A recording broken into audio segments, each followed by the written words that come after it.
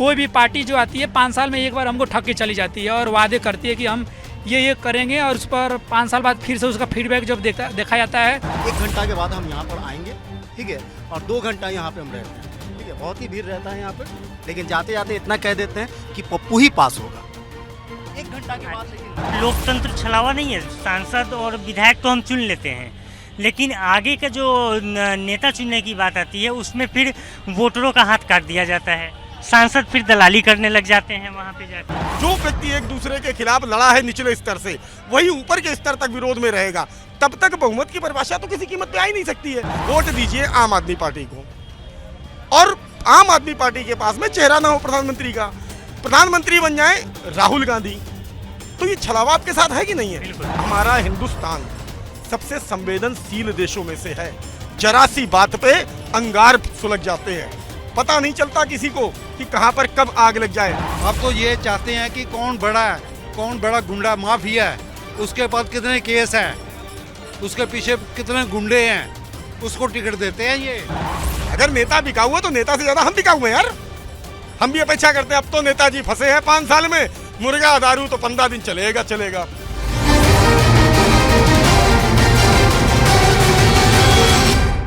नमस्कार, प्रणाम, सतबहुमत में आपका स्वागत है। आज हम दिल्ली के चांदनी चौक में हैं।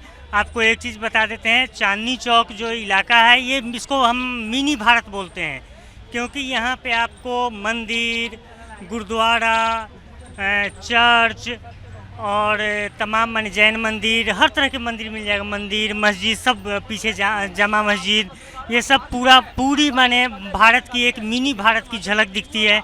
आज हम यहाँ पे हैं, यहाँ पे हम आए हैं लोगों से जानने के लिए कि आखिर जो हमारे यहाँ सरकार बनती है वो सांसदों के बहुमत से बनती है और विधायकों के बहुमत से बनती है। चांदनी चौक में है और यहाँ पे हम लोगों से बातचीत करेंगे। आप बताइए, हम लोग यहाँ चांदनी चौक पे हैं। चांदनी चौक पे आप कई बार आए हैं और अंदर गलियों में घूमे हैं। आपको क्या लगता है कि यहाँ पे मुख्य मुद्दा क्या होना चाहिए 2024 के चुनाव में? देखिए, मुख्य मुद्दा यहाँ पर जो मेन चीज़ है, ये व्यवसायियों का मतलब सबसे बड़ा अड्डा है। चांदनी चौक में होलसेल में हर चीज़ सामान मिलता है, और लोग रेहड़ी पटरी वाले भी बहुत से ज़्यादा काम करते हैं। उन लोग को डेली दिक्कत ये होता है कि पुलिस वाले जो सिविल डिफेंस वाले हैं, उन लोग से पैसा भी लेने का काम करते हैं। और ये सब सारा सिस्टम लगा हुआ है। अगर वो पैसा नहीं देंगे तो उन लोगों को जो अभी जो रिक्शे वाले हैं वो नहीं चला सकते हैं, क्योंकि दिक्कत सबके पास है। और अपनी बात रखने के लिए सबका अपना संविधान होना चाहिए, सबकी बात तर्क वितर्क करना चाहिए। लेकिन यहाँ बोलने के लिए तो सामने कोई नहीं बोलेगा, पीछे से सब कोई बोल सकता है, लेकिन जब सामने लोग आता है तब लोगों की फटती है। कहने का अर्थ है कि जो रियलिटी बात है, किसी की बात को सुनिए कि अगला क्या कह रहा है, बात क्या चीज़ टॉपिक है। 2024 का चुनाव है, ये किसी पार्टी विशेष की चुनाव नहीं है, ये सबकी रोजगार की बात होनी चाहिए, महंगाई की बात होनी चाहिए।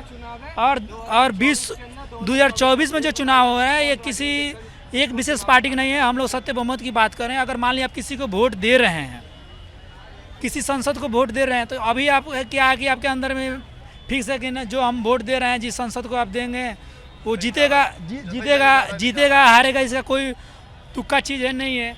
लेकिन हमारा सिद्धांत ये है कि अगर वोटों की काउंटिंग अगर हो, अगर हमारी बहुमत की कीमत की अगर गठबंधन से होता है, भ्रष्टाचारों से होता है, अगर पैसा खरीद फरोख्त से होता है, तो कहीं ना कहीं जनता इसमें घिसी पीटी रह जाती है।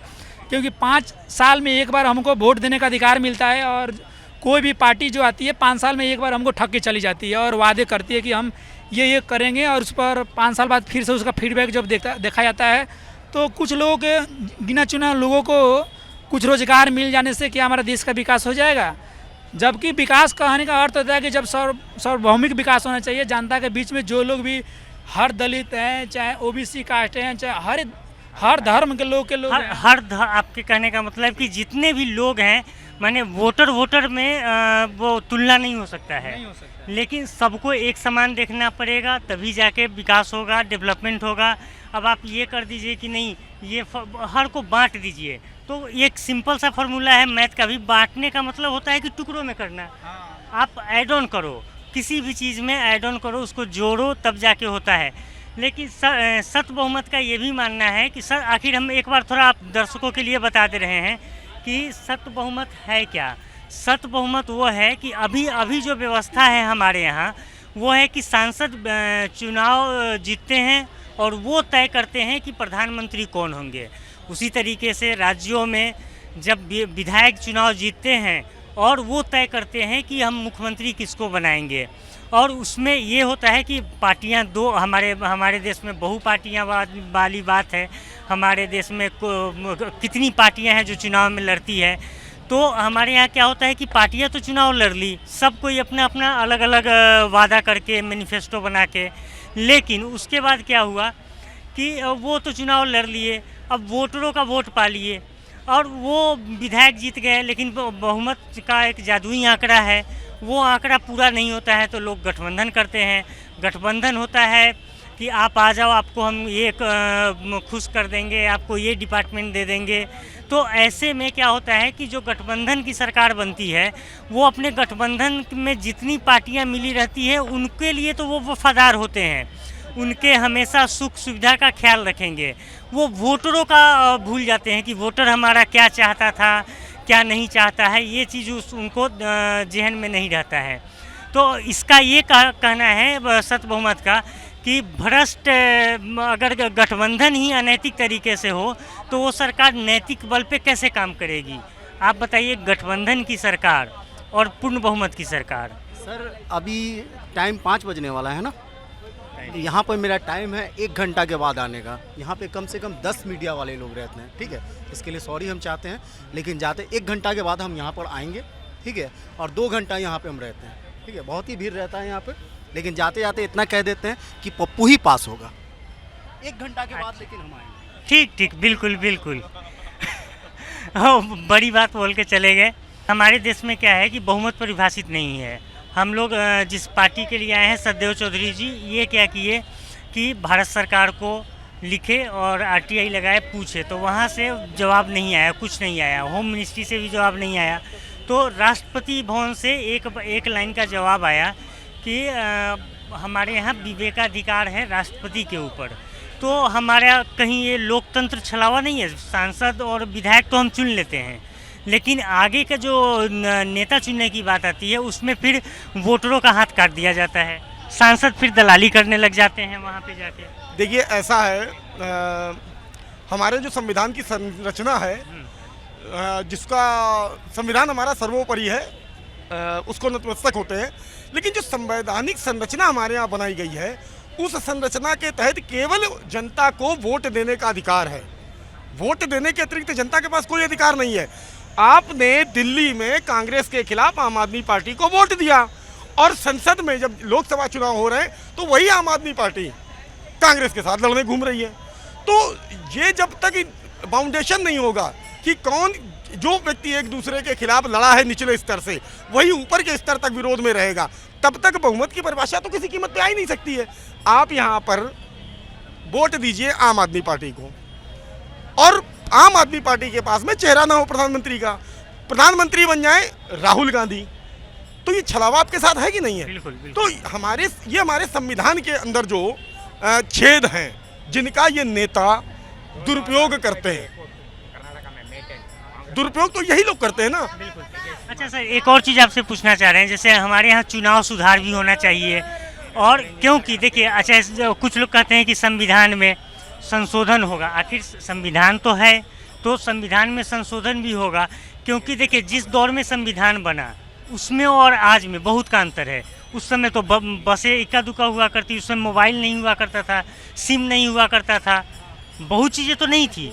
तो उस समय जो लोग रहे होंगे, चलिए बहुत दूरदर्शी रहे होंगे, वो 100 साल आगे का देख लिए होंगे, लेकिन नए नए जो आविष्कार हुए, अब पहले तो हमारे बाहर से आतंकी आते थे, अब तो ड्रोन भेज दो, ड्रोन से ड्रग्स पहुंचा दो, हैं। तो ये सब चीज़ें हुआ है, तो अगर उसमें कोई सुधार होता है तो किसी को आपत्ति किस बात का? संविधान में संशोधन करने का मतलब जानते हैं आप क्या है? हाँ, बताएं। संविधान को छेड़ने का मतलब है बारूद के ढेर पे चिंगारी फेंकना। एक पिता अपने 4 पुत्रों को संतुष्ट नहीं कर पाता है, ये देश, राष्ट्र, 135 करोड़ आवाम, इसको नहीं संतुष्ट कर पाओगे, क्योंकि जब आप संविधान में संशोधन करोगे तो किसी को मिलेगा और किसी का जाएगा। आप ड्रोन से आ गया, बम विस्फोट करने के लिए ड्रोन आ गए, लेकिन सजा आज भी वही है। ऐसा नहीं कि ड्रोन से, उसमें लिखा कि ड्रोन से बम भेजोगे तो सजा नहीं है, सजा आज भी वही है। आतंकवादी गतिविधियों की सजा आज भी वही है। अगर उनके पास ड्रोन आ गए तो हमारे पास भी टेक्नोलॉजी आ गई है ऊपर से ड्रोन को मार गिराने की। संविधान में संशोधन की गुंजाइश तो इसलिए भी नहीं बन सकती है क्योंकि संविधान इतने बृहद रूप में लिखा गया है, इतने खंडों में लिखा गया है, इतने अनुच्छेद में लिखा गया है कि आप किसी में भी संशोधन करोगे तो एक जगह अगर किसी को हित दोगे तो दूसरी जगह स्वतः किसी ना किसी का अहित हो जाएगा। और हमारा हिंदुस्तान सबसे संवेदनशील देशों में से है। जरा सी बात पे अंगार सुलग जाते हैं, पता नहीं चलता किसी को कि कहाँ पर कब आग लग जाए। अभी हम आपसे वार्तालाप कर रहे हैं, हो सकता है हमारे किसी भाई को ये बात खराब लग रही हो कि संविधान में संशोधन होना चाहिए, और हम कह रहे नहीं होना चाहिए। होना चाहिए, कुछ मुद्दों पर होना चाहिए, लेकिन ये ज्वलंत मुद्दे हैं, संवेदनशील मुद्दे हैं। सरकार को एक आदमी की बात नहीं लेके चलना पड़ता है, सरकार को सब कुछ देख के चलना पड़ता है। अगर अभी किसी भी पार्टी से ये कह दिया जाए कि अगर आप कांग्रेस के खिलाफ लड़े हो तो आप कांग्रेस से समझौता नहीं कर सकते हो, तो ये नेता सड़क पे जूता लात करने लगेंगे, चाहे भाजपा हो, चाहे कांग्रेस हो, चाहे सपा बसपा, कोई भी हो।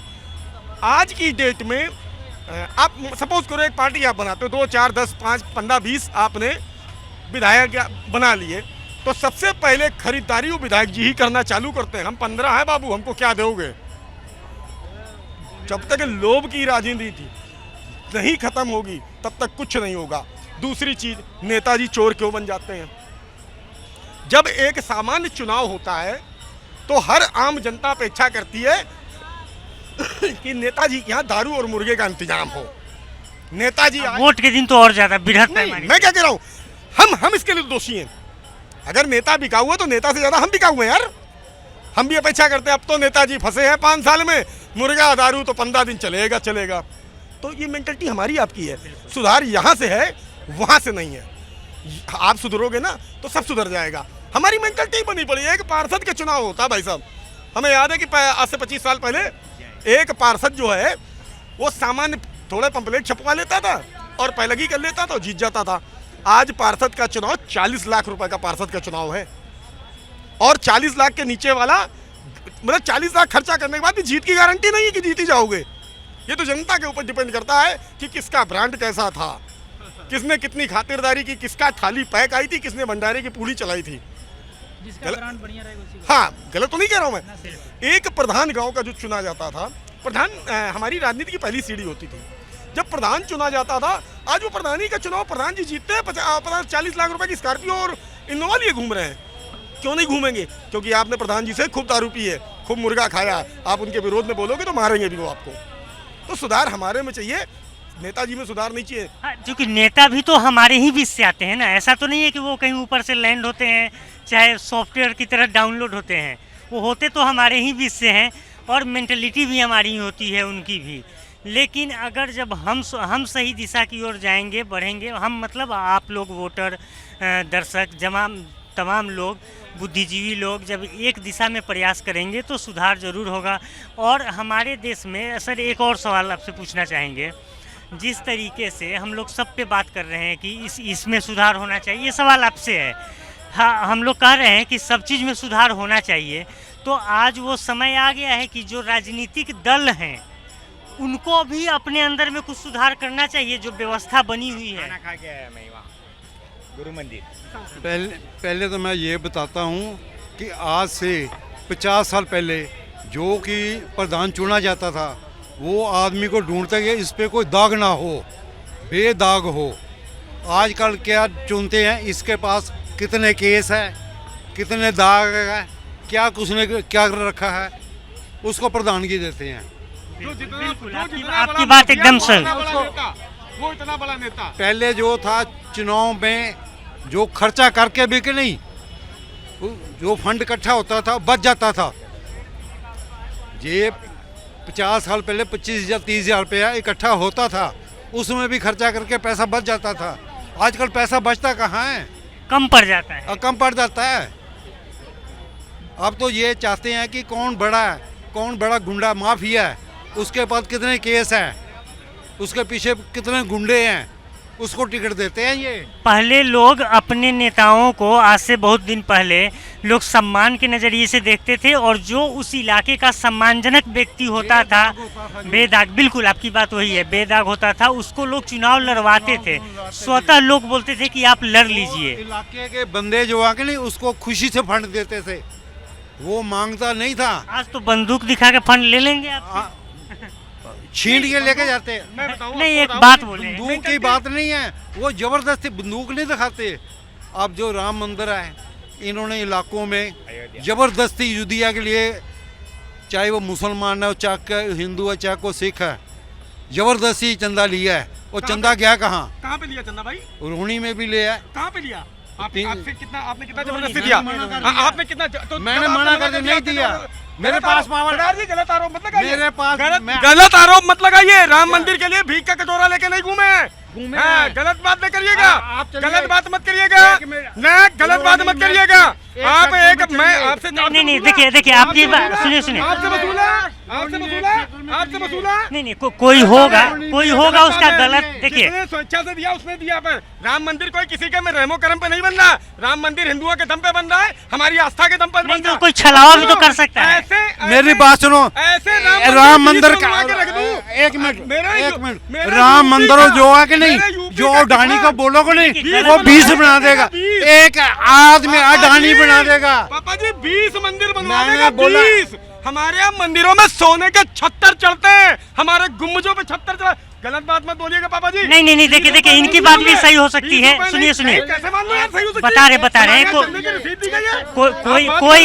कोई गलत तरीके से कुछ। देखिए, तुमको मिर्चा, हम अगर अभी ये कह दें कि फलानी जगह गुरुद्वारे में वसूली होती है, नहीं, गलत बात नहीं, ऐसी बात नहीं है। देखिए, ऐसी बात नहीं है। सुनिए, आप लोग देखिए, हम लोग का मुद्दा नहीं है राम मंदिर। महीने बाद धान बेच देगा ना तो 20 मंदिर बन जाएंगे। हाँ, गाना बोलूंगा। यहाँ क्यों, यहाँ नहीं हुआ, मैंने नहीं, देखिए, हो सकता है कुछ लोग मैंने गलत तरीके से पर्सनल कमाने के लिए रसीद तो छपवा के लेके कर सकते हैं। ये काम तो कोई कर सकता। बिल्कुल, देखो, मैंने यहाँ का क्यों नहीं बोल दिया, यहाँ से लिया। देखो भाई साहब, मैंने यहाँ का क्यों नहीं बोल दिया? नहीं, वो कर सकते हैं। देखिए, हम दर्शकों को क्लियर कर सकते हैं, राम मंदिर के नाम पे कोई गलत तरीके से पर्ची छपवा के लोगों को गुमराह भी कर सकता है, और वो पैसा अपने पास रख सकता है, ऐसा कोई कर सकता है। लेकिन चंदा कहीं भी कोई भी लोग अपनी स्वेच्छा से देते हैं, कोई जबरदस्ती किसी पे नहीं किया जा सकता है, न किया जाता है। तो इसके लिए कि मैंने अब वो जबरदस्ती लिए या ऐसे लिए, ये गलत बात हो सकती है। कोई ठग, आजकल ठगी का भी बहुत तरह का मैंने व्यवस्था चला हुआ है, तो वो अपना वो ठग भी हो सकते हैं, उनको हम ठग ही मान के चलेंगे। लेकिन कुल मिला के यही है, लोग अपनी बात रखते हैं, उनकी बात हम सुनते हैं, उनको अपनी बात समझाने की कोशिश करते हैं। लेकिन सबसे बड़ी बात है, सर्वोपरि जनता है, जनता जनार्दन है, उनको तय करना है कि आने वाले चुनाव में और सत बहुमत को वोट देते हैं कि क्या देते हैं वोट। बहुत लोगों का समर्थन मिला है और आगे मिलता रहेगा। आप लोग देखते रहिए सत बहुमत। नमस्कार, प्रणाम, धन्यवाद।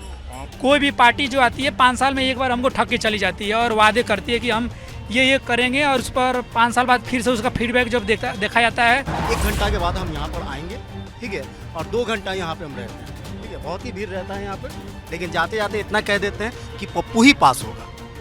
1 घंटा के बाद लेकिन लोकतंत्र छलावा नहीं है। सांसद और विधायक तो हम चुन लेते हैं, लेकिन आगे का जो नेता चुनने की बात आती है, उसमें फिर वोटरों का हाथ काट दिया जाता है। सांसद फिर दलाली करने लग जाते हैं वहाँ पे जाकर। जो व्यक्ति एक दूसरे के खिलाफ लड़ा है निचले स्तर से, वही ऊपर के स्तर तक विरोध में रहेगा। तब तक बहुमत की परिभाषा तो किसी कीमत पे आ ही नहीं सकती है। वोट दीजिए आम आदमी पार्टी को, और आम आदमी पार्टी के पास में चेहरा ना हो प्रधानमंत्री का, प्रधानमंत्री बन जाए राहुल गांधी, तो ये छलावा आपके साथ है कि नहीं है? हमारा हिंदुस्तान सबसे संवेदनशील देशों में से है। जरा सी बात पे अंगार सुलग जाते हैं, पता नहीं चलता किसी को कि कहां पर कब आग लग जाए। अब तो ये चाहते हैं कि कौन बड़ा गुंडा माफिया है, उसके पास कितने केस हैं, उसके पीछे कितने गुंडे हैं, उसको टिकट देते हैं ये। अगर नेता बिकाऊ है तो नेता से ज्यादा हम बिकाऊ हैं यार। हम भी अपेक्षा करते हैं, अब तो नेताजी फंसे हैं 5 साल में, मुर्गा दारू तो 15 दिन चलेगा।